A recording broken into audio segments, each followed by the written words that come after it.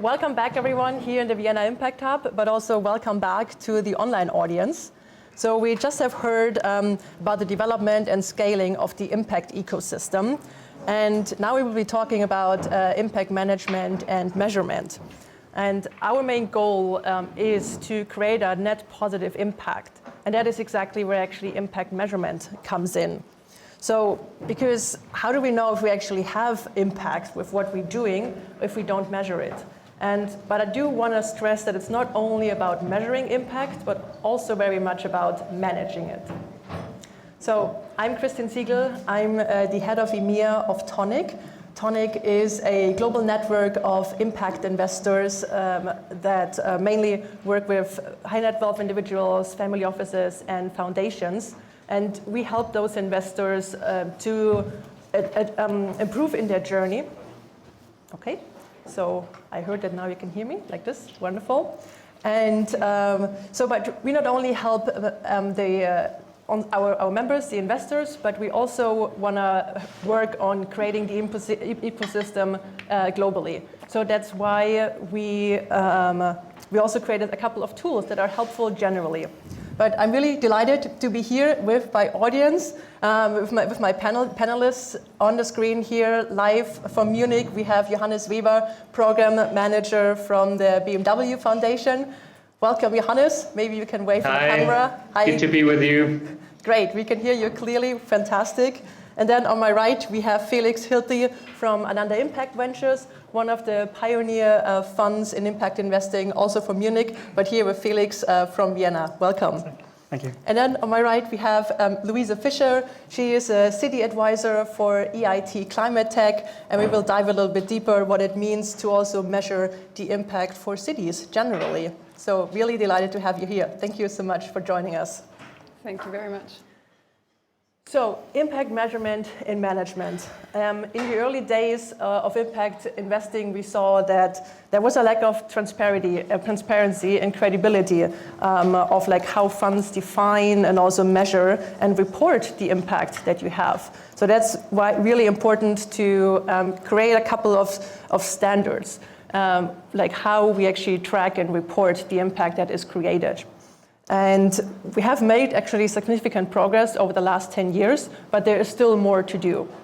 And we as Toniic, as also an ecosystem builder, we want to contribute to that goal. So on the one hand side, we do see that there are very different impact metrics out there, and it sometimes can be difficult to actually aggregate them on a portfolio level. And we will hear about that challenge in a second from Johannes Weber. But we also don't want to overwhelm the social entrepreneurs because they really should focus on actually creating the impact and not only focus on measuring it.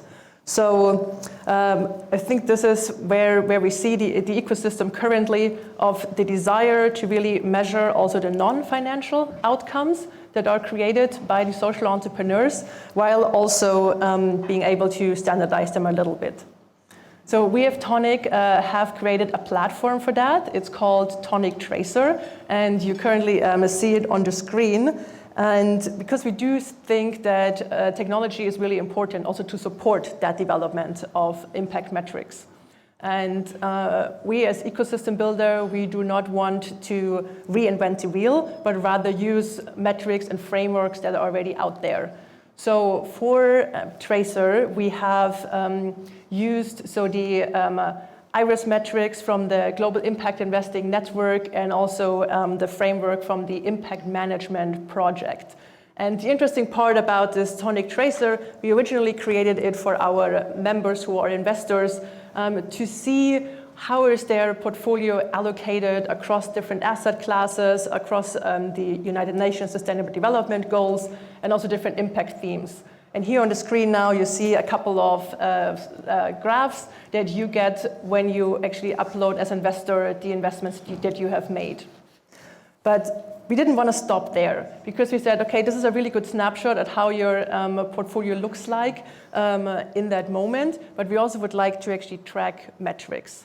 And that's why we also built a second part of the second side of the platform, which is for social entrepreneurs and for fund managers. And this side for issuers is actually free. So any impact fund or social entrepreneur can create a login and be able to create an impact report, a standardized impact report that you can then download as a PDF and also use for other investors. And you see it here also on that GIF that is running through. We are using some standard frameworks. And what you see here is on the one hand side, the SDGs, and on the other hand, also the framework with the 5 dimensions of impact from the impact management project. So do you see the what, who, how much, contribution, and risk? So on this platform, you're able to first select the SDGs that are important for your social enterprise or for your fund, and then based on that, select a couple of metrics originally from the IRIS catalog that is put together from the GIN about 10 years ago. They just updated it 2 years ago. And in that regard, start creating your first impact report. But important is, we did want to start with a general catalog like the IRIS metrics, but you don't have to stop there. So if you're still using bespoke metrics, that is possible as well, that can be uploaded as well.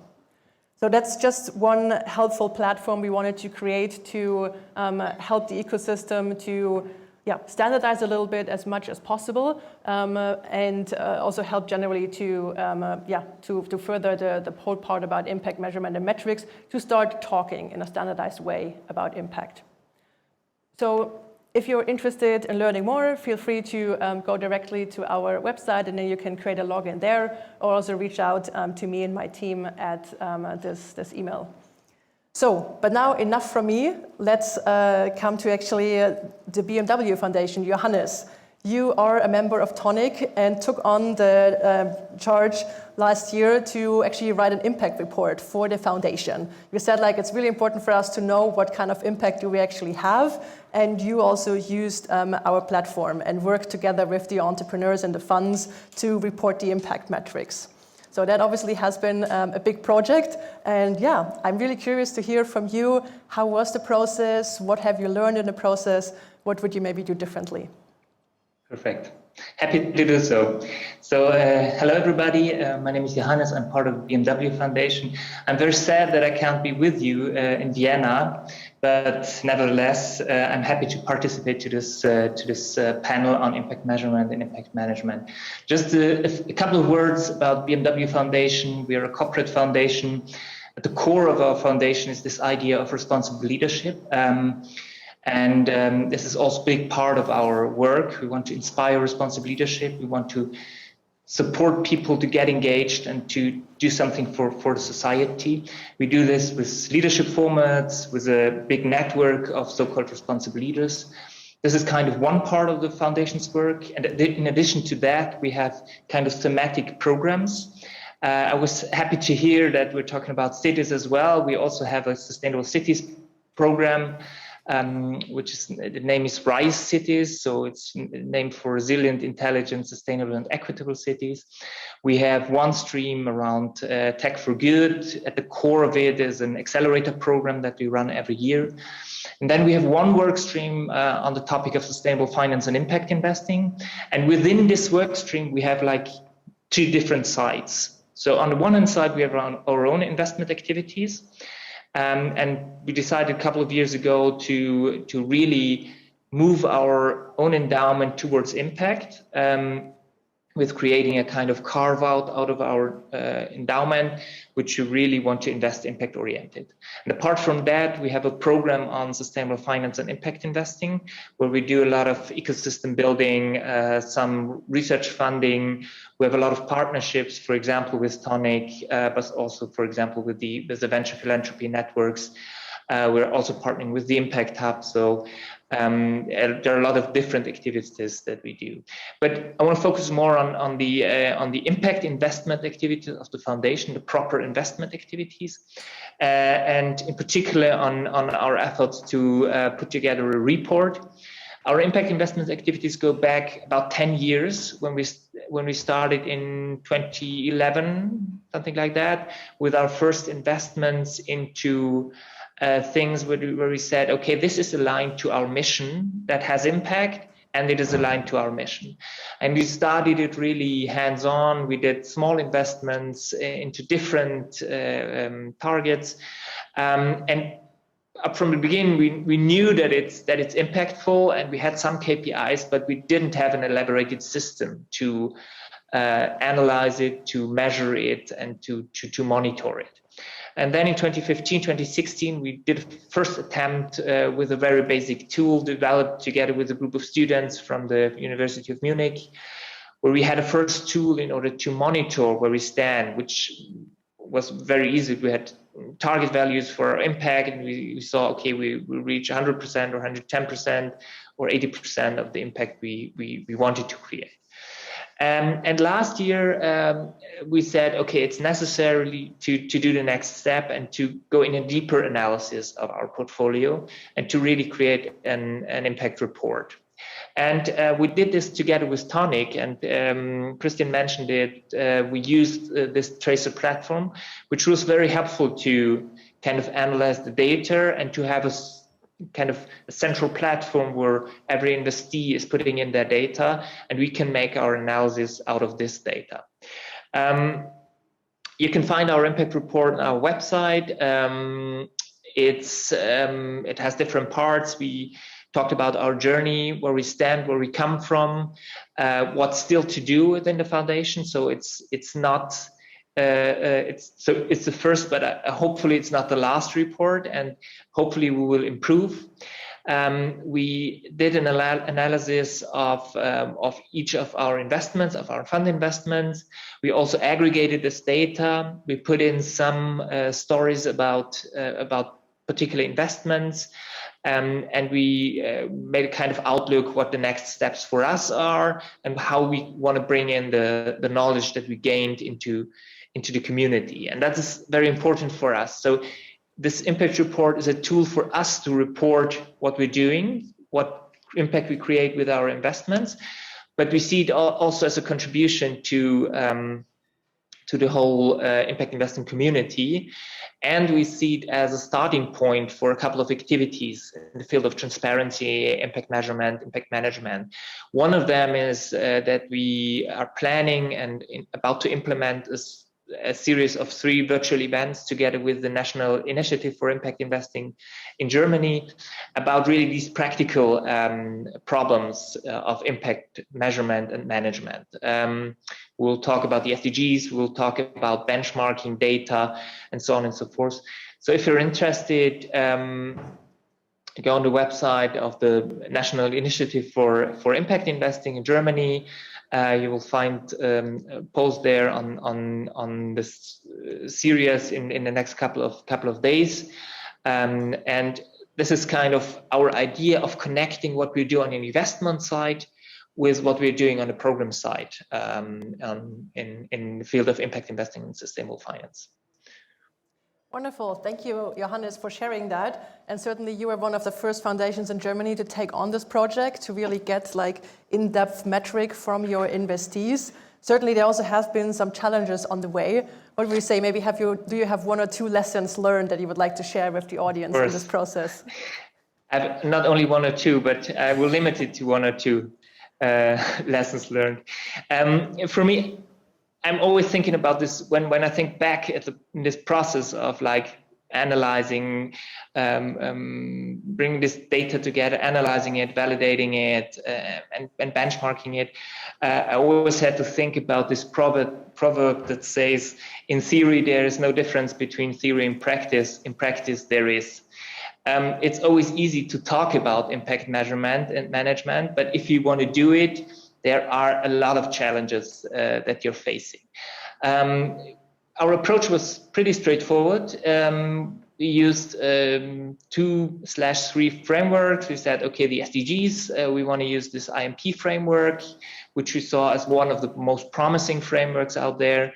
We wanted to use the IRIS Plus metric in order to kind of be able to aggregate the data, and we used the tracer platform. So these were the kind of basic tools that we used. In the end, it was really, really challenging to first of all, get all the data, and then analyzing, validating it, benchmarking it to where we stand, how good is the data, how good is our impact, and then to aggregate it into specific numbers. I think one of the challenges is really that not everybody's using the IRIS Plus metric. You mentioned it, Kristin. You're very open to also other metrics, but if the different funds are using different metrics, it's really challenging to kind of aggregate the data at the end and to come up with a proper idea what the foundation created, what impact the foundation created. Another thing is like how to benchmark things. So how good is the impact of your cookstove company compared to other cookstove companies? We do not have these benchmarks. Maybe there are some landscape studies about different sectors, different industries, but in general, it's really, really hard to find a benchmark. That's one of the challenges. How do we validate the data? So we always were trying to dig really deep and go to the holding level. So not to analyze the fund as a whole, but really the company at the company level. And then you have like 70, 80, 90, 100 companies that you have to analyze and validate data, which is, you can put a lot of effort in it and you can put a lot of money in it, but at the end, the question is it worth doing it? Is it worth spending all the money? At which point do you have to say, okay, that's enough for us. That's enough of details that we want to analyze, and we have to come up with a kind of conclusion that have to bring it all together. That holds true for the validation. That holds true for the benchmarking. It's always a question of time and effort. So how much time, how much effort do you want to put in the impact measurement and management? If you have unlimited time and unlimited resources, it can measure everything and you can come up with a perfect report. But unfortunately, we don't have unlimited resources and unlimited capacity to do so. Right, and that's also good. One final word. Mm-hmm. I think one of the biggest learning is really, we did it before to kind of really focus our investment activities to define specific topics that we want to tackle with our investment activities. But I think the main learning is to really go into the impact management. So if you start up from the beginning and really manage your impact and think the impact up from the beginning when you start to source investments and go into due diligence, always think about what you want to achieve and what impact you want to create, and then it's much easier to report it in the end. Wonderful. Thank you so much, Johannes, for sharing these lessons learned. Certainly that's still a challenge, having all different kind of metrics and then trying to aggregate them on a portfolio level to then see what actually kind of impact you have as the investor. But also it's about diving deeper, and that's a perfect segue to our next panelist. But before I do that, I just encourage you online, if you have any questions, feel free to put them in Slido or also here in the audience, or otherwise we can also take questions by raising hands. But next, sliding over to Felix. You work for Ananda Impact Ventures, actually, who is an investee also from the BMW Foundation, and you were also part of this process, creating this impact report. And you are working together with the social entrepreneurs and diving a little bit deeper, which impact they're having. So maybe you can share a little bit more about what does Ananda do and how is it for you, and what were your experiences working with the entrepreneurs? Sure. First of all, it's great to be here. Thank you. And I'm really excited to share some insights on impact measurement and the challenges and learnings we had as an impact venture capital fund. So Ananda, we see ourselves as a pioneer in the European impact venture capital fund scene. And we invest in companies that solve a social or environmental problem. So what all our companies have in common is that the solution really comes directly from their core business activities. So it's not an add-on, it's not a transfer model, but the core business activity itself creates impact. So the business model, so the impact is within the core of the business model. And but that's kind of a nice story, but what does it really mean, this impact? And it's a good example to show this picture on the slide. You can see a girl, her name is Tilly, she's from the UK, and she was born with a limb difference. So she's missing both her lower limbs. And she has bionic arms from our portfolio company, Open Bionics. And these bionic arms are not only cheaper and lighter than traditional bionic arms, but they also kind of look cool. So we have the company has a collaboration with Disney, for example. So we really kind of empower the children and adults just to don't see their limb difference as something bad, but really to help them in their life and empower them. And I think that's a really nice picture. And you can also see here in the next slide a young boy with Iron Man bionic arm. So it's pretty cool. But now I'm again coming back to what we are doing as a fund. We are a generalistic impact fund, so we do not invest in only a selection of industries, but across all industries. But we really want to kind of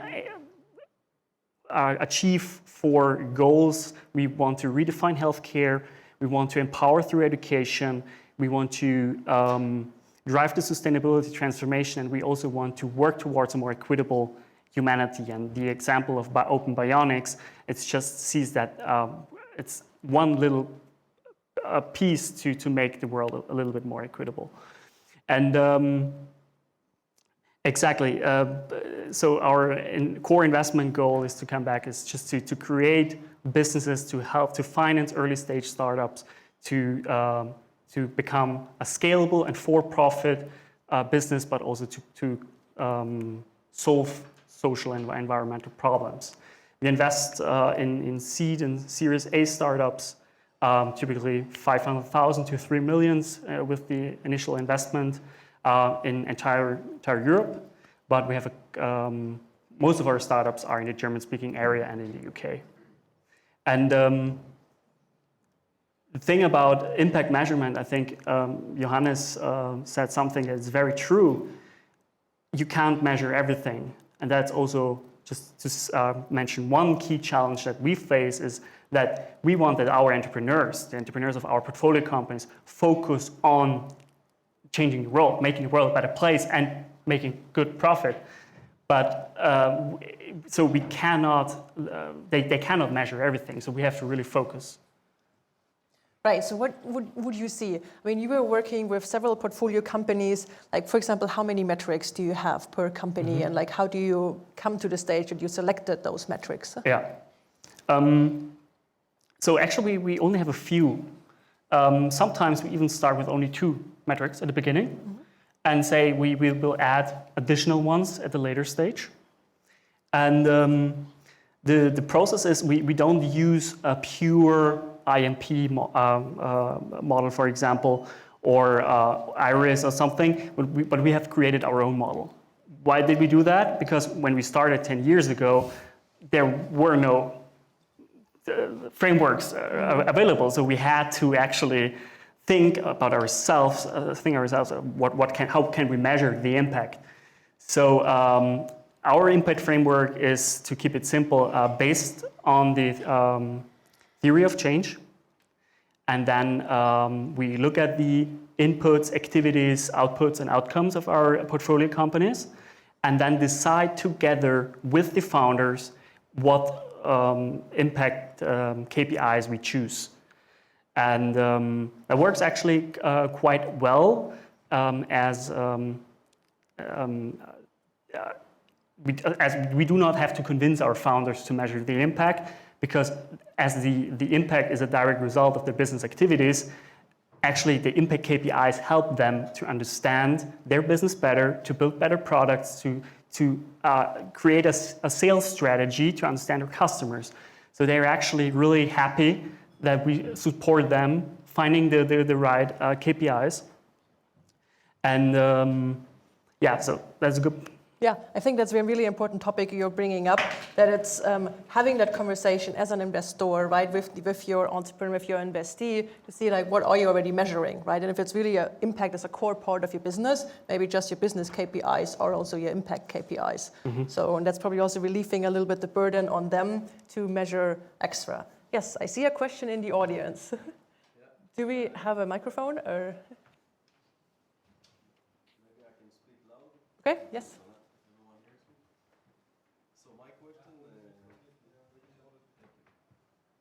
Actually, I wanted to say this question when Esteban was here. So, but my question is, so as a venture capital focusing on social enterprises, so we all know that social enterprise is a bit different animal than the traditional for-profit organizations. So before you go to all the impact measurements, framework, etc., when you decide to invest in a social enterprise, do you have a different framework to assess? So you do a risk assessment and so on, right? Do you have a different framework to assess if to invest in a social enterprise compared to the traditional for-profit? I mean, we expect risk-adjusted returns that are comparable with other VCs. So we actually do not invest in social enterprises that do not make a financial return or really a very reduced one. So we really want to create a financial return. But perhaps what's differentiates us from other traditional VCs is that we're more patient. We are in markets that are a bit slower. They're not that hyped. So we give our startups more time. We support them more often, not only with money, but also with our, like being a sparring partner, etc. But if there is an interesting company with great impact, but they do not, it's not a financially viable model, it's unfortunately not a case for us. So we also don't have a framework to assess them. Wonderful. So I do want to bring in Luise as well into our panel, because Luise brings a different perspective to this conversation about impact management and measurement. We just talked about mostly like financial investors, the BMW Foundation, investing in impact funds and also entrepreneurs, as well as Felix with Ananda Ventures directly.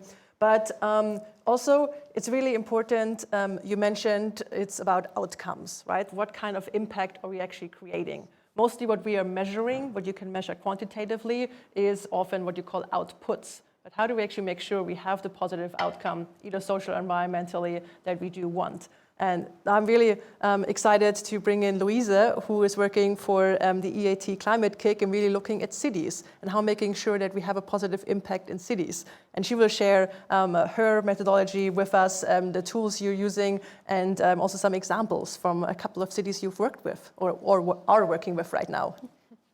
Thank you so much for the invitation. Really nice to be here.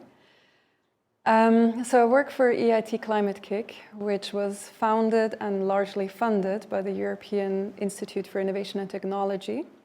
We're very much focused on the intersection between climate action and innovation, and I am in our cities team. We work with 15 cities across Europe, among others Madrid, Milano, Malmö, Vienna, and quite a few more. So today, I'm going to give you a little summary of what we have been doing. I have to note, I'm not a MEL, monitoring and evaluation and learning expert, but I know enough to give you a summary. Actually, I wanted to take you through a really big Miro board with loads of content. Unfortunately, technology is how it is. So I'm going to show you what we have on slides.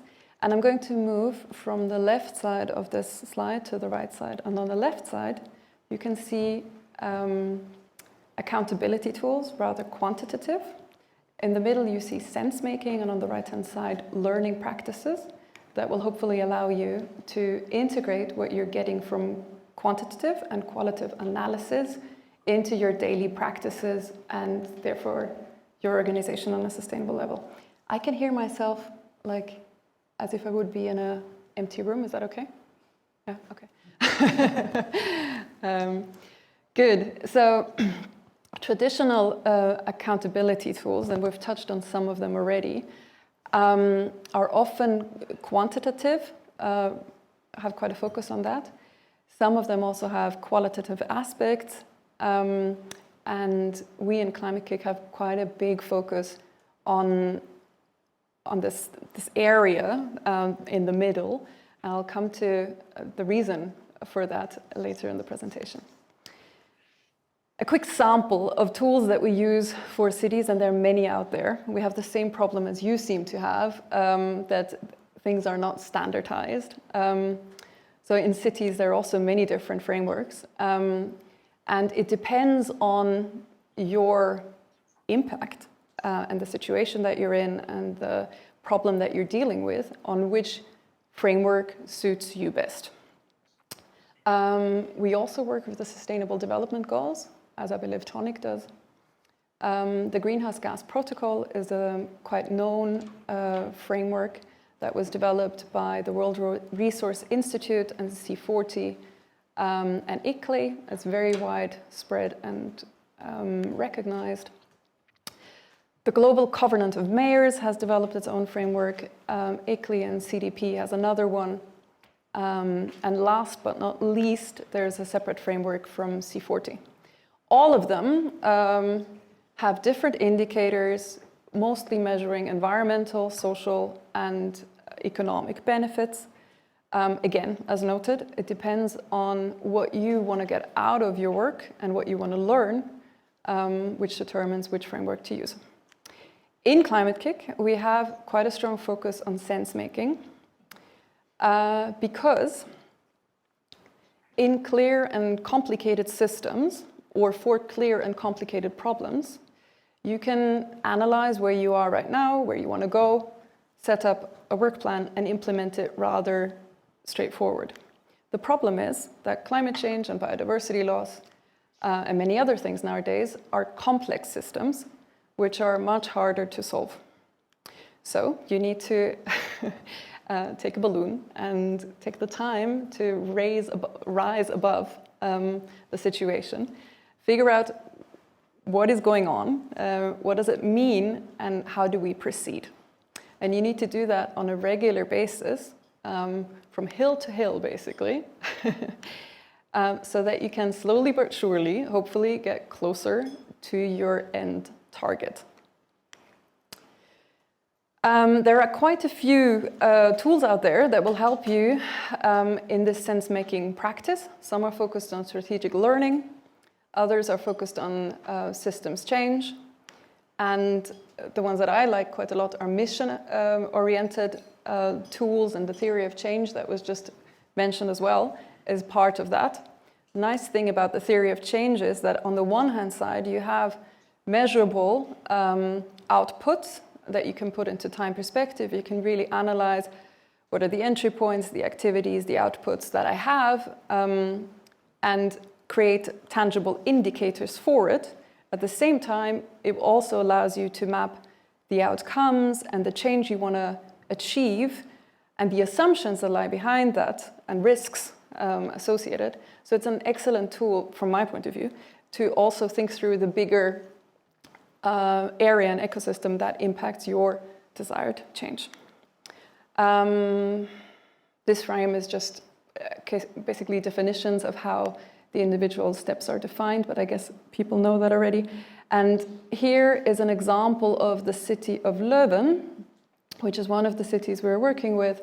I know you can't read the single post-its, but it just shows that they spent quite a bit of time analyzing the activities that they're currently undertaking in the city, which were co-created with Climate-KIC and our partners, Democratic Society, Dark Matters Labs, Material Economics, and Bankers Without Boundaries, and seeing whether we're on track to reach decarbonization by 2030, which is the goal that they have set themselves. And I personally wasn't involved in Laudes, but quite a few of my colleagues were. We're quite pleased that Laudes was recognized as the most innovative city in Europe not too long ago, heavily based on the work that we did together. And that's already the last section of my presentation, learning tools. Just 3 examples. I'm sure there are many more out there. The first is learning communities. So when it comes to cities, there are often organizations such as universities or agencies that are close to the city that can provide a politically neutral, safe space for civil servants and people close to the city to come together and reflect on what has worked well and how things could be improved. The second part, and I'm almost done, is confirmation practices.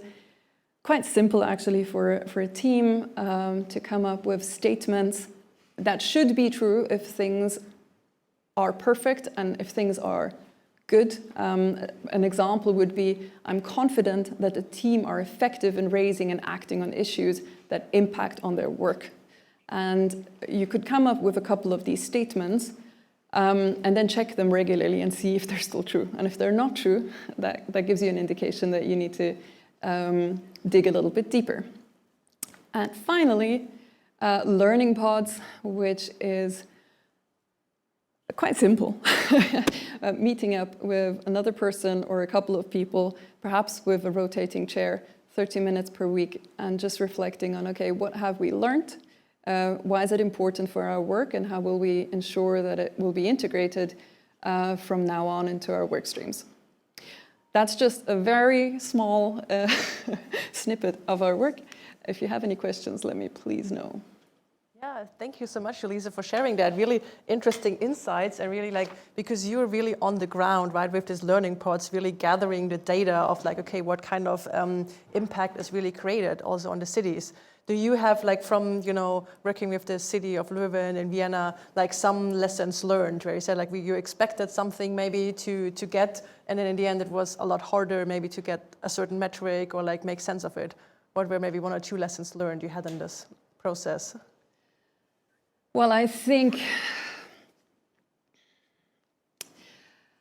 what is hard for us is not so much getting hard data, because cities are quite good at that, right? They have technical teams that have done that for many years. I think getting them to be a little bit more creative and thinking out of the box and thinking beyond their departments in a much more connected manner is the task that we continuously do.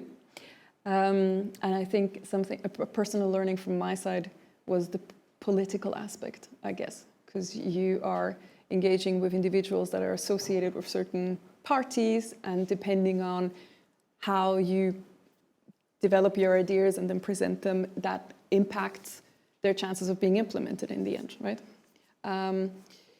So I think these were my 2 biggest lessons. Right. But you also, as you presented, you start really with a theory of change, which is important, right, for the city, as it is for an entrepreneur you would work with, or same the BMW Foundation, and then really, try to find the metrics. Maybe Johannes, bringing you in with this BMW Foundation, also with the RISE project, more focusing on cities. Have you already seen, maybe some similarities of when you analyze, investment specifically for your impact fund, then maybe also focused on smart cities? To be honest, we're right at the beginning of investing more focused on sustainable cities. So we do not have that many learnings, but maybe one remark on what Luise said. What's very important for me is really to have these iterations. So impact measurement, evaluation, monitoring is not an end in itself. So the biggest challenge is, as you said, is maybe not to gather the data, but to really learn and change things. That's the real challenge. And to kind of move for an impact investor, to move really towards impact, to always increase your impact and to kind of bring your portfolio to the next level. And in order to do so, it's really, really important to do the analysis, but then it's important to kind of bring it into the organization, talk to people, really develop a strategy how you can improve your impact, and then really go into the implementation and change things. Without change, without improvement, impact measurement and impact management is nothing, and it's not worth doing it. And that's what Felix also said. One of the big things in impact measurement, particularly for social enterprises, is that they improve what they're doing, that they become more impactful by measuring what they're doing. Right, and maybe also getting more focused, right, on the kind of impact they want to achieve, what for you as investor is important to achieve, and kind of also have this alignment and to track it. But as we said at the beginning, it's not only about measuring it, but also managing it, because in the end for us, it's really important, okay, what kind of change could we create with, in this case, the investment? So I think during the COVID times, you also were in active conversations with your entrepreneurs who maybe obviously also had some challenging times. So maybe you can share an example. How was it for you, thinking not so much about measuring the impact, but really thinking about managing, because your focus is on impact. So maybe you can share an example with us. Yeah, definitely. So yeah, of course, COVID-19 was not an easy time for most of our startups. I think as it was for most of the economy. And of course, we financially supported the startups. We gave extra loans, etc. We also convinced other VCs to do the same. And we also spent some extra time. I think, as I mentioned before, it's also really to be a sparring partner, and we have a lot of much more experienced people in our firm than I am that really know, that really can give valuable inputs for the startups. And but one thing I want to mention, one example, is a company in the ambulant care sector. We are invested in, and they were really at the front. They were really they were in touch with COVID-19 every day, and they had patients, elderly patients that were really at risk to die, and that was really actually a kind of nice to see that even the non-impact VCs of the company came to the conclusion that, okay, now making money is not the priority. Now it's the priority is to save lives. And that was actually really nice to see, okay, let's help the company, let's help the patients. And when COVID is over, we talk again, we discuss again how we can manage and perhaps change something, but now the people are really, they need help. Yeah, that was a nice example. That's great to see. Where really, right, you as a pure impact investor, really having the impact in mind, right, and like also your theory of change in mind. That you said, like, okay, in order to preserve the impact, that's like, a measure you now need to take, and maybe on the financial side, it might take a little bit longer. Exactly. So yeah, thank you for sharing it. Yeah, do we have any questions from the audience here in the room? Maybe you're also a social entrepreneur yourself, and or like, see challenges with measuring the impact, or like as an investor, what is your take on impact measuring and management? Super interested, curious to hear also your thoughts.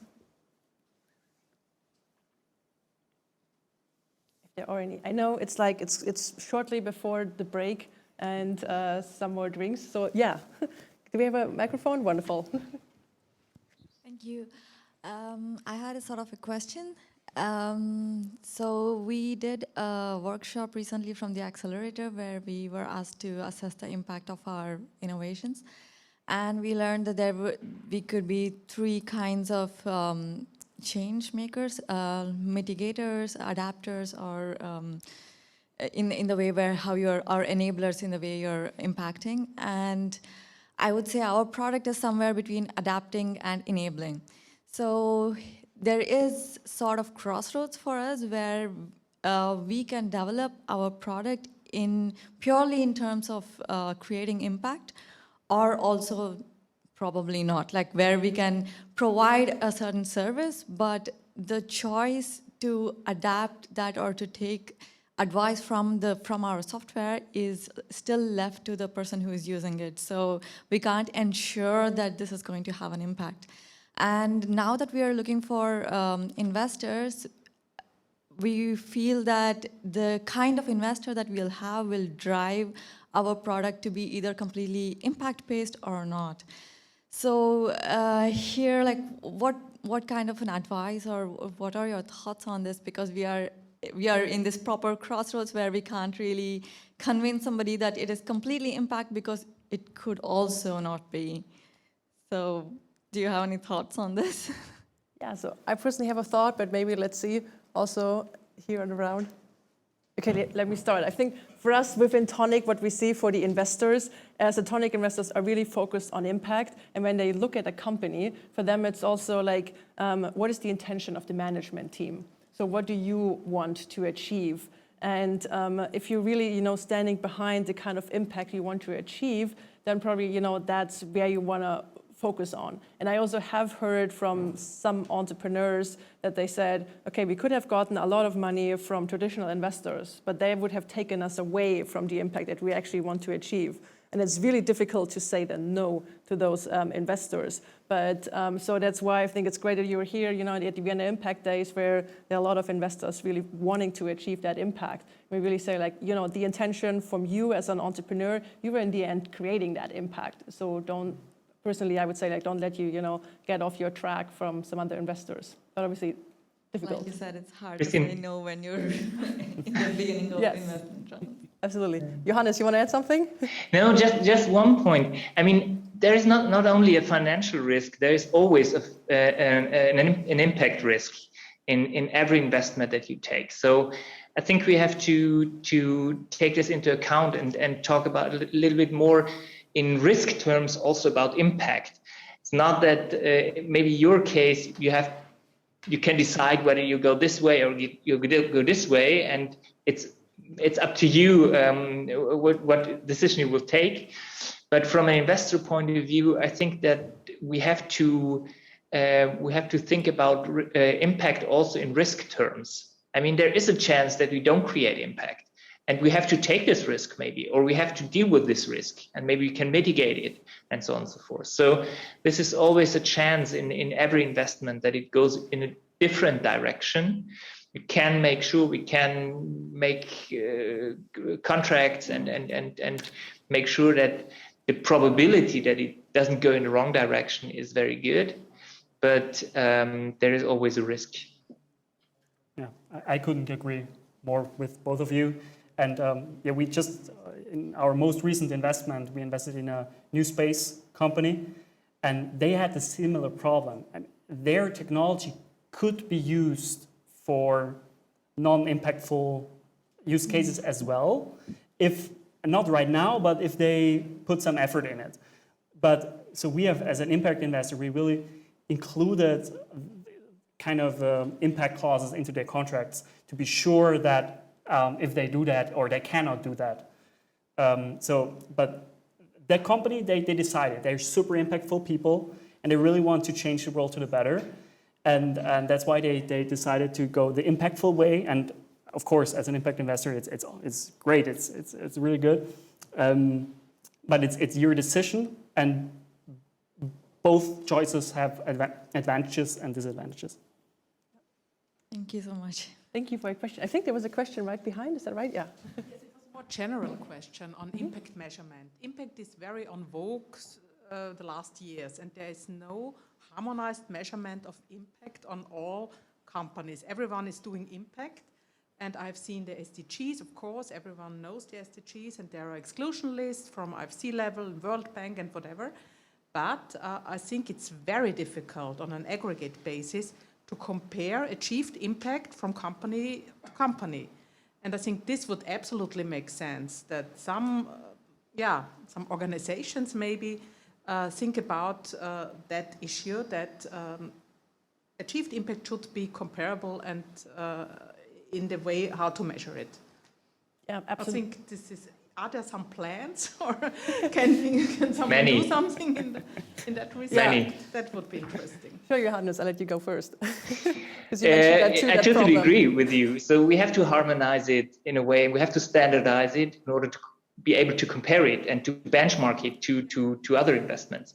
I think there are a lot of efforts to go in this direction. I mean, we mentioned the impact management project, which developed a kind of tool in order to categorize and differentiate different ways of creating impact and different categories. They developed this tool and then transformed into a more standard setting network of organizations. So the goal is really to harmonize it and to make this one common standard. Iris Plus is another example, which is like in its second or third iteration of this catalog of different metrics. The question is how it is applied then in the end. So I think there are a lot of projects going in the right direction. The question is, do we find a critical mass who is applying these tools? At the same time, we have to be aware that there are limits of comparing impact. Otherwise, we come to a point where we say we have these numbers of lives touched. I mean, what does that mean? It means nothing. So you always have to have a context for the impact you create. And it's really, really difficult to aggregate it up to one number where you say, okay, my whole portfolio is 110 and next year it's 115. So I think that will always be impossible and kind of ridiculous to boil it down to some numbers that doesn't mean anything. Yeah. Luise, what do you see on the city's side? Well, I couldn't agree more. And of course, it would be convenient if we would have measurements that are aligned. And I do think that it would make sense to have some indicators that are cross-cutting for everything.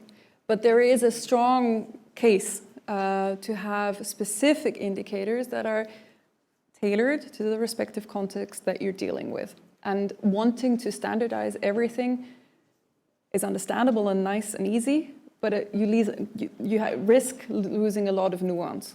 So to a certain degree, the world is complex, and we'll just have to deal with it. Right, yeah, I think that's what we are seeing within Toniic, that we're trying to standardize as much as possible, as in the case from the BMW Foundation as a portfolio investor, to not have 300 different metrics, right, and then kind of try to aggregate them, but not really being able to okay, what kind of impact do we actually have? Partially, we cannot standardize it further because you were saying it is complex, right? I mean, you're touching the environment, you're touching lives, but then lives means is it different children, or which geographies? That always will be a part of complexity. But while we also as Toniic do want to push a little bit towards standardization as much as possible. And I think actually also technology development plays a big role, in terms of big data analysis, maybe also blockchain technology, where you can really put the impact event that had happened on the blockchain. So there are a couple of organizations that are working on that. And I also know that Charlie is pretty involved in that.